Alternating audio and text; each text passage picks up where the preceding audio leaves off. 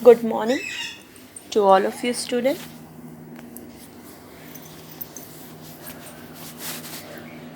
International marketing management, जिसमें कि आपका फर्स्ट यूनिट चल रहा है। फर्स्ट यूनिट में जो आपका टॉपिक है वो चल रहा है methods of international promotion, means अंतर्राष्ट्रीय संवर्धन के तरीके, जिसमें डिफरेंट मेथड्स आप लोगों ने स्टडी किया। उसमें फर्स्ट मेथड था आपका डायरेक्ट मेल, जिसकी क्लास हो चुकी है आपकी। नेक्स्ट था सेल्स लिटरेचर, वो भी हो चुका है। नेक्स्ट जो आपका टॉपिक स्टडी करना था वो था एडवर्टाइजिंग, वो भी आपका कंप्लीट हो चुका है। उसके बाद नेक्स्ट पर्सनल सेलिंग, वो भी कंप्लीट हो चुका है।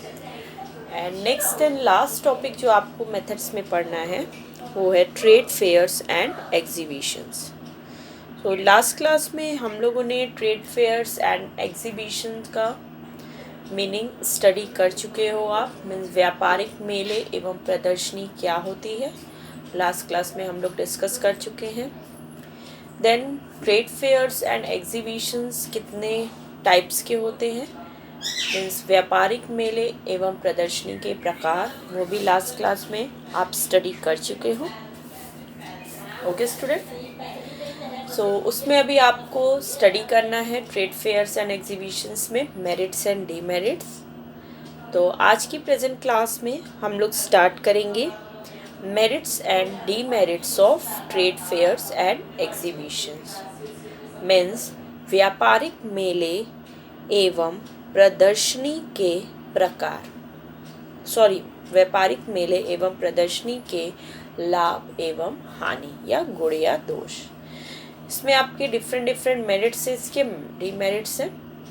और आज की क्लास में ये टॉपिक जब आपका कंप्लीट हो जाएगा तो आपका फर्स्ट यूनिट भी कंप्लीट हो जाएगा। Okay, so let's start the class. सबसे पहले हम लोग मेरिट्स स्टडी करते हैं, या एडवांटेजेस भी आप इसे बोल सकते हो। The main advantages of trade fairs and exhibitions are as follows. व्यापारिक मेले एवं प्रदर्शनी के निम्नलिखित लाभ हैं। कौन कौन से हैं? उसमें आपका सबसे फर्स्ट पॉइंट जो है वो है स्मॉल मैन्युफैक्चरर्स। फर्स्ट पॉइंट जो है वो है स्मॉल मैन्युफैक्चरर्स। ये क्या है, लेट्स स्टार्ट करते हैं। हिंदी में छोटे उत्पादक, हिंदी में छोटे उत्पादक। Okay, let's start.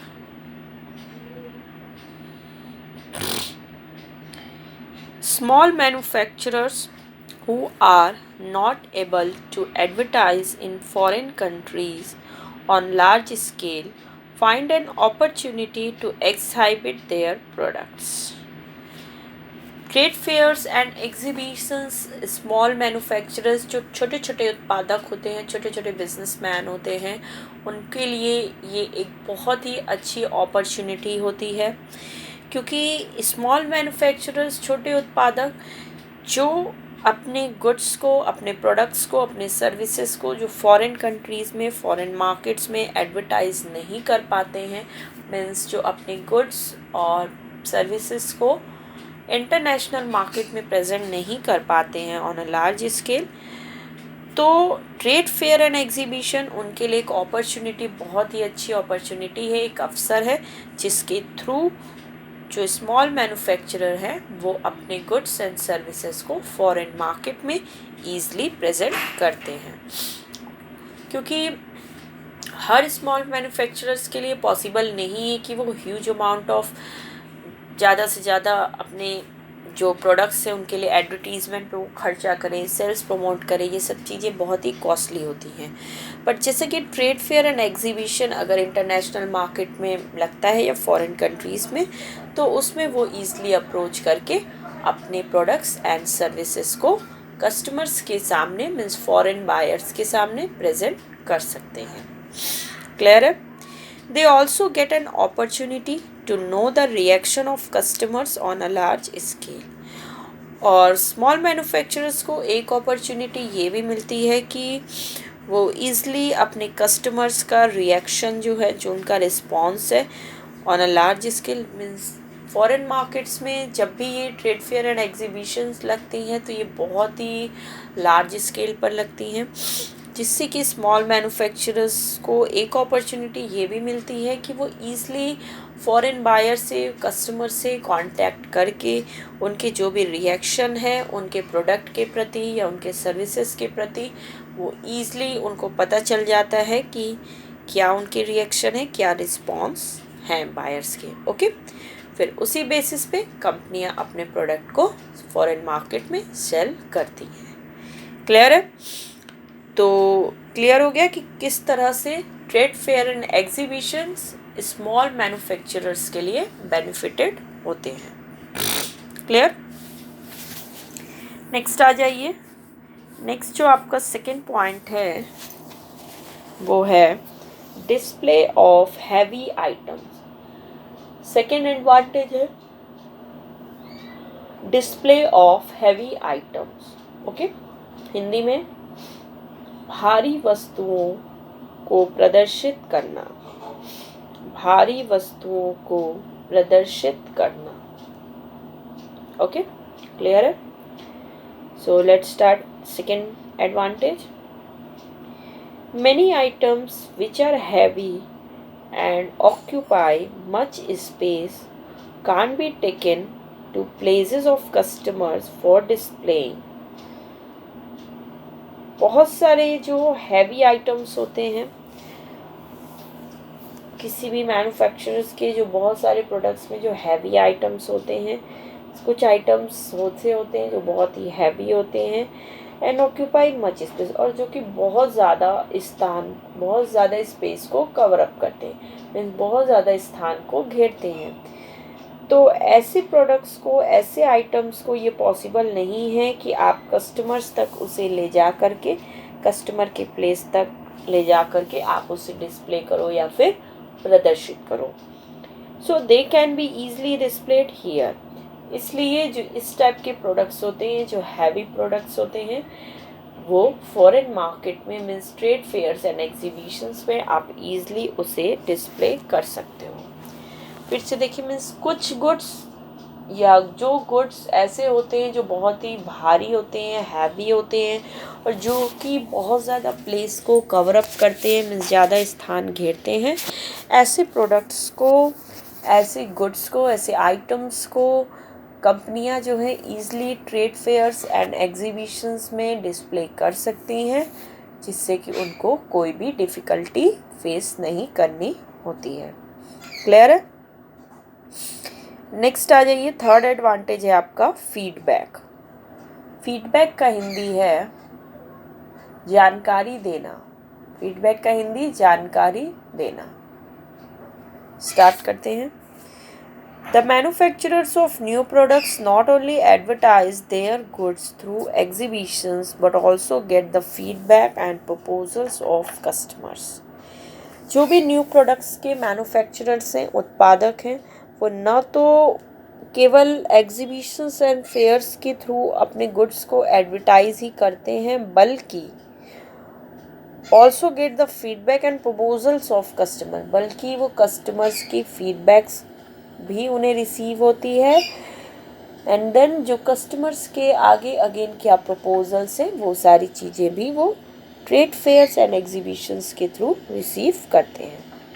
इससे देखिए, जो भी न्यू प्रोडक्ट्स, जो भी मैन्युफैक्चर नए नए प्रोडक्ट्स बनाते हैं, जो नए वस्तुओं का उत्पादन करते हैं, वो ट्रेड फेयर और एग्जीबिशंस के थ्रू न केवल अपने प्रोडक्ट्स को एडवर्टाइज ही करते हैं, बल्कि जो अपने कस्टमर्स के फीडबैक एंड प्रपोजल को भी रिसीव करते हैं।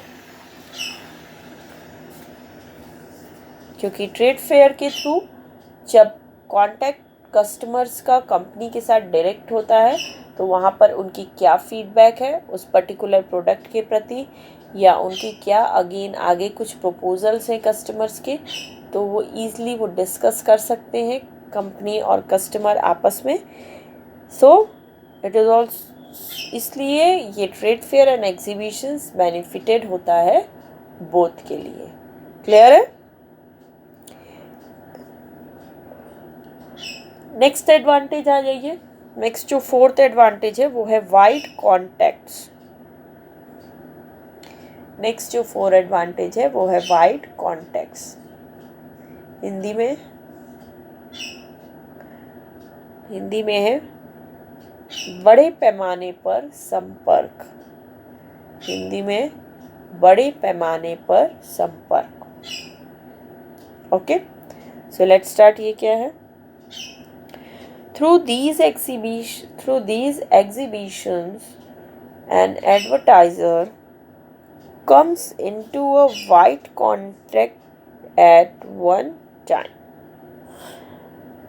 Exhibitions and fairs के थ्रू जो भी एडवर्टाइज़र हैं, जो भी मार्केटर हैं, वो ईज़ली वाइड कॉन्टेक्ट में एक ही समय में means comes into a wide contact at one time means trade fair and exhibitions के थ्रू एडवर्टाइज़र जो एक ही बार में मीन्स एक ही समय में वो बहुत ज़्यादा संपर्क, बड़े पैमाने पर संपर्क स्थापित कर सकते हैं कस्टमर्स के साथ। उन्हें बार बार की नीड नहीं होती है क्योंकि एक ही बार में ट्रेड फेयर एंड एग्जीबिशंस में बहुत ज़्यादा कस्टमर्स इन्वॉल्व होते हैं, तो जिससे कि जो एडवर्टाइज़र है वो एक ही टाइम पर वाइड कॉन्टेक्ट्स को इस्टेब्लिश कर सकते हैं। क्लियर है?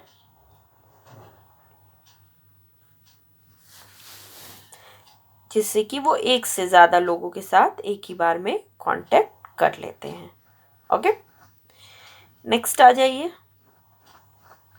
नेक्स्ट जो आपका है एडवांटेज वो है फुलर एक्सप्लेनेशन। नेक्स्ट जो है वो है फुलर एक्सप्लेनेशन। स्टार्ट करते हैं। ये क्या है? सॉरी, हिंदी में पूर्ण विवरण। हिंदी में है पूर्ण विवरण। Okay, so let's start. Fifth advantage, fuller explanation. In exhibition, an advertiser can explain all the things about his product in full detail. Exhibitions and trade fairs जितने भी ऑर्गेनाइज किए जाते हैं वहाँ पर एडवर्टाइज़र को ये सुविधा रहती है, ये बेनिफिट रहता है कि एडवर्टाइज़र अपने प्रोडक्ट्स के, अपनी सर्विसेज की जो जितने भी थिंग्स रहते हैं उनसे रिलेटेड वो पूरे डिटेल में कस्टमर को एक्सप्लेन कर सकता है। फिर से देखिए, फुलर एक्सप्लेनेशन।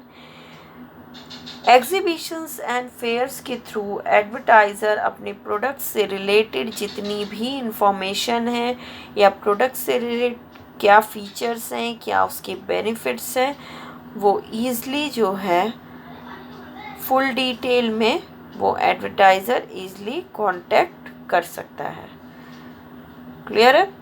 फुलर एक्सप्लेनेशन मतलब जिसमें प्रोडक्ट से रिलेटेड उस पर्टिकुलर प्रोडक्ट की पूर्ण विवरण दी गई हो। ओके, तो एग्जीबिशंस एंड फेयर्स के थ्रू एडवर्टाइज़र जो होते हैं वो अपने प्रोडक्ट से रिलेटेड जितनी भी इंफॉर्मेशंस है वो कस्टमर्स को प्रोवाइड करते हैं इन फुल डिटेल मीन्स पूर्ण विवरण के साथ। ओके, क्लियर है? नेक्स्ट आ जाइए।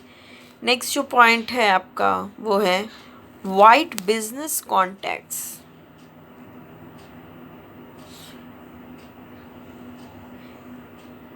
हिंदी में बड़े पैमाने पर व्यापारिक संपर्क। हिंदी में बड़े पैमाने पर व्यापारिक संपर्क। Okay, so let's start the next point. While participating in these exhibitions, business circles widen. जैसे ही कोई कंपनी इस तरह की एग्जीबिशंस एंड फेयर्स में पार्टिसिपेट करती है उसका जो बिज़नेस सर्किल होता है वो बहुत ही वाइड होने लगता है, मीन्स बहुत ही उसका बिज़नेस सर्किल बड़े पैमाने पर होने लगता है। क्योंकि ट्रेड फेयर एंड एग्जीबिशंस में अगर कोई कंपनी पार्टिसिपेट करती है तो वो different different dealers, different different seller, purchaser के साथ मिलती है, जहाँ पर कि एग्जीबिशंस के जो थ्रू है वो बिजनेस सर्किल्स को ईज़िली बड़ा किया जा सकता है। क्लियर है?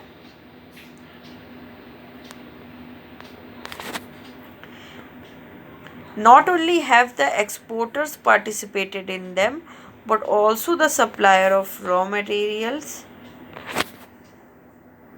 technicians and manufacturers of machinery.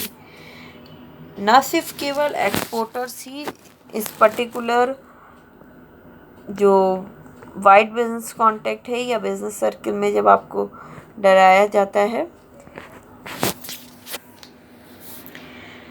तो जब भी एक्सपोर्टर्स जो होते हैं ये सिर्फ जो एग्जीबिशंस हैं, जो ट्रेड फेयर्स हैं, इन सब में ना तो केवल सिर्फ एक्सपोर्टर्स ही पार्टिसिपेट कर सकते हैं, बल्कि जो भी रॉ मटेरियल्स के सप्लायर्स हैं, टेक्नीशियंस हैं और जो भी मशीनरी की मैन्युफैक्चरर्स हैं वो सारे भी ईज़िली इस ट्रेड फेयर्स एंड एग्जीबिशंस में पार्टिसिपेट कर सकते हैं और अपने स्टॉल को ऑर्गेनाइज कर सकते हैं। ओके, तो क्लियर है, इसका वाइड बिजनेस कॉन्टेक्ट है क्योंकि एक ही बार में इसमें यहाँ बहुत सारे लोग कांटेक्ट करते हैं, जिसमें आपके एक्सपोर्टर्स हो सकते हैं, रॉ मटेरियल्स के सप्लायर्स, टेक्नीशियंस, मैन्युफैक्चरर्स, ये सभी एक ही बार में टाइम पे इस ट्रेड फेयर एंड एग्जीबिशन में पार्टिसिपेट कर सकते हैं। इसीलिए ट्रेड फेयर का एक एडवांटेज ये भी है कि वो बिजनेस कॉन्टेक्ट्स को बढ़ाता है, वाइड करता है। क्लियर है? नेक्स्ट आ जाइए। नेक्स्ट जो एडवांटेज है वो है आपका knowledge regarding competitors. Knowledge regarding competitors. Okay, clear है? स्टार्ट करते हैं। One gets knowledge regarding other competitive products and knows about good and bad quality of the product. कोई भी व्यक्ति किसी भी प्रोडक्ट से रिलेटेड जितनी भी नॉलेज से होती है, one gets knowledge regarding their competitive products and knows about good and bad quality of the product. कोई भी व्यक्ति आसानी से ट्रेड फेयर एंड एग्जीबिशंस के थ्रू जो भी कॉम्पिटिटिव प्रोडक्ट्स जो अवेलेबल है मार्केट में उसके बारे में वो पूरी जानकारी प्राप्त कर सकता है एंड ये भी जान सकता है कि कौन सा जो प्रोडक्ट की गुड क्वालिटी क्या है और बैड क्वालिटी, मीन्स कौन सा प्रोडक्ट गुड क्वालिटी का है और कौन सा प्रोडक्ट बैड क्वालिटी का है। इस तरह से जो कोई भी ईज़िली ये चीज़ सेलेक्शन कर सकता है। One comes to know about the thoughts of other traders, और इसके अलावा कोई भी व्यक्ति ईज़िली अदर ट्रेडर्स की, मीन्स जो भी वहाँ पर अन्य व्यापारी जो उस ट्रेड फेयर में पार्टिसिपेट कर रहे हैं उनकी भी क्या थॉट्स हैं, उनके क्या विचार हैं, वो ईज़िली कोई भी जान सकता है। Okay, knowledge regarding competitors, Hindi में प्रतिद्वंदियों के विषय में जानकारी। तो ट्रेड फेयर एंड एग्जीबिशंस के थ्रू कोई भी ईज़िली अपने प्रतिद्वंदियों के बारे में जान सकता है, उनके कॉम्पिटिटिव प्रोडक्ट्स के बारे में जान सकता है, कौन से प्रोडक्ट गुड क्वालिटी के हैं, कौन से प्रोडक्ट बैड क्वालिटी के हैं। ये सारी चीज़ें through trade fair and exhibitions के थ्रू किसी को भी, चाहे वो कस्टमर्स हो चाहे दूसरी कंपनी हो, सभी को आसानी से नॉलेज या जानकारी मिल सकती है। क्लियर है? नेक्स्ट आ जाइए। नेक्स्ट ये था आपका एडवांटेजेस जो कि कंप्लीट हुआ, different trade fairs and exhibitions के क्या क्या एडवांटेज थे। नेक्स्ट अब हम जो पढ़ेंगे वो है आपका demerits of fairs and exhibitions, means disadvantages of fairs and exhibitions. तो फेयर्स एंड एग्जीबिशंस के कुछ डिसएडवांटेजेस भी हैं, वो क्या क्या हैं। मीन्स व्यापारिक मेले एवं प्रदर्शनी की हानियाँ, व्यापारिक मेले एवं प्रदर्शनी के हानियाँ। ओके, सो लेट्स स्टार्ट करते हैं। The following are the disadvantages of fairs and exhibitions, जिसमें सबसे फर्स्ट आपका पॉइंट है इर्रेगुलर, हिंदी में अनियमित, हिंदी में अनियमित। ओके, स्टार्ट करते हैं। This medium of advertisement can't be use regularly because they are held irregularly. जो ट्रेड फेयर्स एंड एग्जीबिशंस हैं, इनका एक डिमेरिट सबसे पहला ये है कि ये एक इरेगुलर एक्टिविटी है, क्योंकि ये जो एडवर्टीजमेंट का मीडिया है, जो ट्रेड फेयर एंड एग्जीबिशंस, इसको आप रेगुलरली यूज़ नहीं कर सकते हो, क्योंकि ये जो ट्रेड फेयर्स एंड एग्जीबिशंस होते हैं ये इरेगुलरली ही ऑर्गेनाइज किए जाते हैं। मीन्स इनका कोई टाइम फिक्सिंग नहीं होता है, जब भी ऐसा लगता है कंपनी को या नीड लगती है तब ये फेयर्स एंड एग्जीबिशंस ऑर्गेनाइज किए जाते हैं। सो ये इरेगुलर होते हैं और इनका कोई फिक्स टाइम नहीं होता है। ओके, क्लियर है? नेक्स्ट आ जाइए। नेक्स्ट जो सेकंड डिसएडवांटेज है वो है कॉस्ट, हिंदी में लागत। कॉस्ट, हिंदी में लागत। ओके, क्लियर है? स्टार्ट करते हैं। सेकेंड डिसएडवांटेज ये क्या है? Much expenditure is incurred on such advertisement because fairs and exhibitions are arranged separately. ये भी एक इसका डीमेरिट्स है कि यहाँ पर जो कॉस्ट होती है in comparison to other advertising promotional tools के कंपैरिजन में यहाँ पे कॉस्ट कंपनी की थोड़ा ज़्यादा लगती है। क्यों? जस्ट बिकॉज कि किसी भी फेयर्स एंड एग्जीबिशंस को ऑर्गेनाइज करने में, उनको अरेंज करने में कंपनी को या बहुत एक्सपेंडिचर खर्च करना होता है, क्योंकि ये जो ट्रेड फेयर्स एंड एग्जीबिशंस होते हैं ये सेपरेटली अलग से ऑर्गेनाइज किए जाते हैं। तो इसमें जो भी थोड़ा नॉर्मल जो आपका प्रमोशनल टूल है उसके कंपैरिजन में यहाँ पर कंपनी का जो कॉस्ट है वो ज़्यादा लगता है। ओके, क्योंकि ये जो एग्जीबिशंस है, ये जो फेयर्स है, ये रेगुलरली ऑर्गेनाइज नहीं किए जाते हैं और ये सेपरेटली ऑर्गेनाइज किए जाते हैं। ठीक है, ये किसी एक पर्टिकुलर प्लेस पर ऑर्गेनाइज किए जाते हैं, जिससे कि कोई भी कंपनी जो कि ट्रेड फेयर एंड एग्जीबिशंस में पार्ट लेना चाहती है, या कोई भी कंपनी जो कि ट्रेड फेयर एंड एग्जीबिशंस को ऑर्गेनाइज करना चाहती है, उसे बहुत सारा एक्सपेंडिचर खर्च करना पड़ता है, बहुत सारा अमाउंट खर्च करना पड़ता है। क्लियर है? तो नेक्स्ट आ जाइए। नेक्स्ट जो डिसएडवांटेज है आपका ट्रेड फेयर्स एंड एग्जीबिशंस का, वो है लिमिटेड इफेक्ट, हिंदी में सीमित प्रभाव।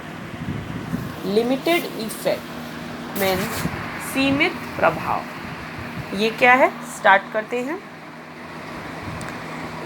This advertisement affects only those customers who visit the exhibitions. हाँ, ये चीज़ भी एक इसका डिसएडवांटेज है कि ट्रेड फेयर एंड एग्जीबिशंस का जो इफ़ेक्ट होता है, जो प्रभाव होता है, वो सीमित होता है, लिमिटेड होता है। क्यों? क्योंकि ये जो एडवर्टीज़मेंट है ये सिर्फ ओनली दोज कस्टमर हो, ये सिर्फ उन्हीं कस्टमर्स तक ही, मीन्स कोई भी कंपनियां जो अपने प्रोडक्ट को प्रमोट करना चाहती, प्रेजेंट करना चाहती हैं through trade fair and exhibitions, तो वो कंपनियां सिर्फ उतने ही कस्टमर्स तक अप्रोच कर पाती हैं जितने कस्टमर्स उस पर्टिकुलर फेयर्स या एग्जीबिशंस में विज़िट करते हैं। मीन्स जो कस्टमर्स उस ट्रेड फेयर या एग्जीबिशंस में पार्टिसिपेट नहीं करेगा या विज़िट नहीं करेगा, वैसा कस्टमर्स को कंपनियां जो हैं अप्रोच नहीं कर पाती हैं और कंपनी की जो सेलिंग रहती है वो भी कम रहती है। मीन्स जो इसका इफ़ेक्ट आता है इस पर्टिकुलर आपके प्रमोशनल टूल्स का, वो बहुत ही लिमिटेड होता है, क्योंकि जितने लोग इस ट्रेड फेयर या एग्जीबिशंस में आएंगे उतने ही लोगों तक ये लिमिट इसकी होती है। Small traders feel insignificant before big advertisers. ये भी एक इसका है कि जितने भी छोटे ट्रेडर्स हैं, जब ये trade fair and exhibitions organise किया जाता है तो इसमें छोटे और बड़े सभी तरह के व्यापारी आते हैं, small traders and big advertiser दोनों। तो स्मॉल ट्रेडर्स जो होते हैं यहाँ पर उनको थोड़ा सा इनसिग्निफिकेंट फील होता है, थोड़ा सा बड़े व्यापारियों से कंपैरिजन में। Okay, moreover they are not successful in attracting many people towards their stalls। इसीलिए जो स्मॉल मैन्युफैक्चरर्स होते हैं वो सक्सेस नहीं हो पाते हैं बहुत सारे लोगों को अट्रैक्ट करने में, क्योंकि जो बड़े बड़े व्यापारी भी वहाँ मौजूद रहते हैं ऐसे एग्जीबिशंस में, जो कि कस्टमर्स को बहुत अच्छे से एनकरेज करते हैं अपने पर्टिकुलर प्रोडक्ट को परचेज करने के लिए, जिससे कि जो स्मॉल मैन्युफैक्चरर्स है वो अपने स्टॉल्स के थ्रू ज़्यादा कस्टमर्स को अट्रैक्ट नहीं कर पाते हैं। ओके, क्लियर है? नेक्स्ट आ जाइए, नेक्स्ट एंड लास्ट जो आपका डीमेरिट्स है ट्रेड फेयर्स एंड एग्जीबिशंस का, वो है अदर्स। अदर्स हिंदी अन्य, हिंदी है अन्य। ओके, स्टार्ट करते हैं। ये क्या है?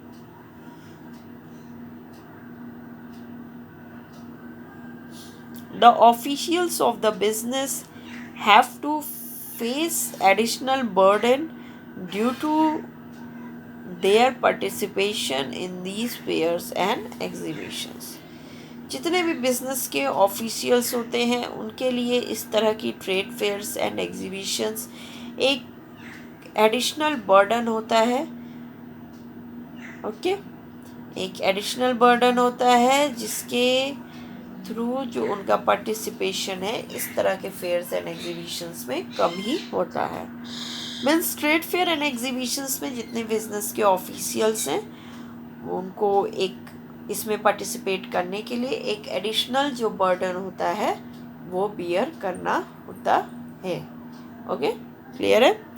Due to these fairs they have to leave their other due to these fear they have to leave their other tasks and have to remain present in these fairs। क्योंकि जैसे कि ये जो फेयर्स है और ये जो एग्जीबिशंस है मैंने बताया कि ये सेपरेटली ऑर्गेनाइज किया जाता है, तो इस तरह के एग्जीबिशंस एंड फेयर्स में पार्ट लेने के लिए जो भी बिजनेस के ऑफिशियल्स हैं, कंपनी के ऑफिशियल्स हैं, उन्हें अपने मेन टास्क जो उनका है, जो मेन काम उनका जो है उससे वो लीव ले करके इस ट्रेड फेयर एंड एग्जीबिशन में पार्ट ले सकते हैं। They have to complete many formalities too. और ये जो भी ऑफिशियल्स हैं, बिजनेस ऑफिशियल्स, ये easily they have to complete many formalities also, और उनको बहुत सारी फॉर्मेलिटीज़ को भी कंप्लीट करना होता है, क्योंकि इंटरनेशनल मार्केट में ट्रेड फेयर एंड एग्जीबिशंस जो कि ऑर्गेनाइजेशन होती हैं उसमें ट्रेड फेयर एंड एग्जीबिशंस में पार्टिसिपेट लेने के लिए बहुत सारी चीज़ें, बहुत सारी जो फॉर्मेलिटीज़ हैं वो भी पूरी करनी होती हैं। क्लियर है? तो ये आपका इसके अलावा जो अदर जो बर्डन है कंपनी के ऊपर, ये आपका ये सारे पॉइंट्स है। ओके स्टूडेंट्स, तो ये था आपका disadvantages of trade fairs and exhibitions. तो आज की क्लास में आप लोगों ने स्टडी कर लिया कि ट्रेड फेयर एंड एग्जीबिशंस के क्या मेरिट्स हैं, क्या डीमेरिट्स हैं। ओके, तो ये टॉपिक आपका कंप्लीट हुआ और इसी के साथ आपका फर्स्ट यूनिट भी कंप्लीट हो गया है। Okay students, so next class में अब हम लोग नेक्स्ट यूनिट स्टार्ट करेंगे। So the present class is over.